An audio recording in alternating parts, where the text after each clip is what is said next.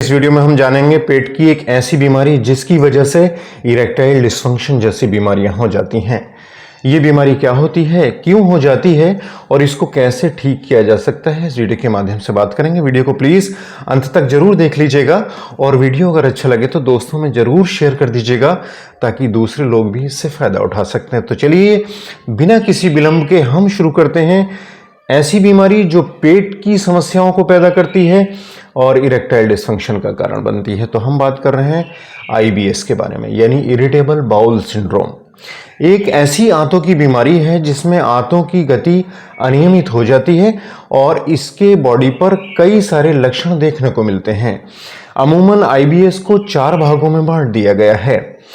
ये 4 भागों में बांटने का कारण था इसके लक्षण, यानी लक्षणों के आधार पर इसको वर्गीकृत किया गया है। तो पहले नंबर पर आता है आईबीएस सी के बारे में हम बात करेंगे, यानी इसको आईबीएस सी, आईबीएस डी, आईबीएस एम और आईबीएस यू में डिवाइड किया गया है, यानी 4 भागों में इसको बांट दिया गया है। तो आईबीएस सी के बारे में अगर हम बात करें तो अमूमन हम देखते हैं कि आईबीएस सी में हमेशा आंतों के मूवमेंट स्लो रहते हैं, पेट में कब्ज बनी रहती है, 3-3, 4-4 दिन पॉटी नहीं आती और अगर आती है पॉटी तो बहुत ज़्यादा गठीली पॉटी आती है, बहुत हार्ड पॉटी आती है और इस वजह से मरीज को कभी कभी बहुत ज़्यादा जोर लगाना पड़ता है।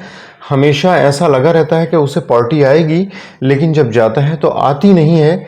ये इस तरह के लक्षण आईबीएस सी कैटेगरी में माने जाते हैं। और देखा यह जाता है कि जो लोग लंबे समय से आईबीएस सी की बीमारी से पीड़ित होते हैं, यानी irritable bowel syndrome C category से पीड़ित होते हैं, उन लोगों में होता क्या है कि प्रॉपर न्यूट्रिशंस का एब्जॉर्प्शन ना होने की वजह से और पूरी बॉडी को जो न्यूट्रिएंट चाहिए वो नहीं पहुंच पाते, जिसकी वजह से ये देखा जाता है जैसे कि मैग्नीशियम है, जिंक है, इस तरह के पोषक तत्व शरीर में कम हो जाते हैं और इस वजह से इरेक्टाइल डिस्फंक्शन जैसी समस्याएं देखने को मिलती हैं। कभी कभी मरीज ये कहते हैं डॉक्टर साहब हर समय पेट भरा सा रहता है, खाने का कुछ मन ही नहीं होता, तो शरीर में बहुत सारे विटामिन और मिनरल्स की कमी हो जाती है और इस वजह से शरीर अंदरूनी तरीके से कमज़ोर हो जाता है और ये ईडी की समस्या पैदा करता है। दूसरे नंबर पर होता है आईबीएस डी। आईबीएस डी में ये देखा जाता है कि मरीज़ हमेशा ये शिकायत करता है कि डॉक्टर साहब मुझे बार बार दस्त लग जाते हैं। बार बार दस्त का मतलब ये होता है कि कुछ भी खाना खाया तुरंत उसको ऐसा लगता है पेट में दर्द हुआ और तुरंत पॉटी के लिए भागना पड़ता है।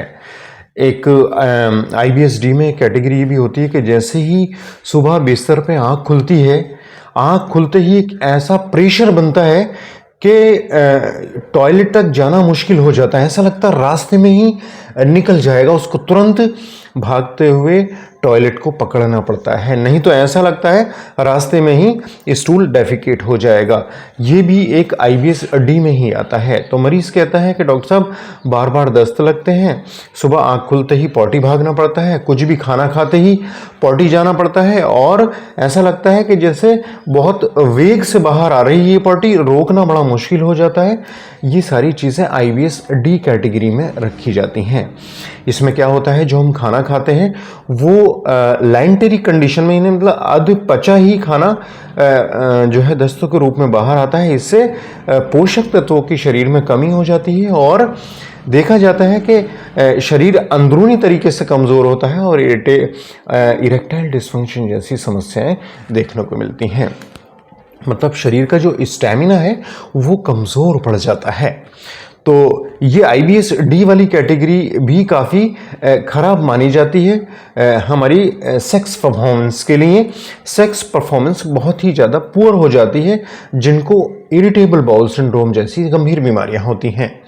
पेट की बहुत ही खराब बीमारियों में से आईबीएस की एक बीमारी मानी जाती है। इसमें क्वालिटी ऑफ लाइफ तो डिस्टर्ब हो ही जाता है, लेकिन मरीज़ कहीं जाता है तो हमेशा इस बारे में सोचता है कि वहाँ टॉयलेट का अरेंजमेंट होगा कि नहीं होगा, कहीं ऐसा ना हो मैं कुछ खा लूँ और मेरा प्रेशर बन जाए, इसलिए वो जाना कैंसिल कर देता है। तो आईबीएसडी की कैटेगरी अगर आपको है तो आपको मैं मैनेजमेंट बताऊंगा कि आपको करना क्या है। देखिए, अभी तीसरे नंबर की IBS-M के बारे में बात करेंगे। इसमें ये IBS-M मिक्स्ड कैटेगरी कहलाती है। इसमें कभी दस्त लग जाते हैं, कभी कब्ज हो जाती है, या कभी म्यूकस आता है, कभी पेट में दर्द होता है। मतलब ये सारे लक्षण मिक्स्ड कंडीशन में देता है।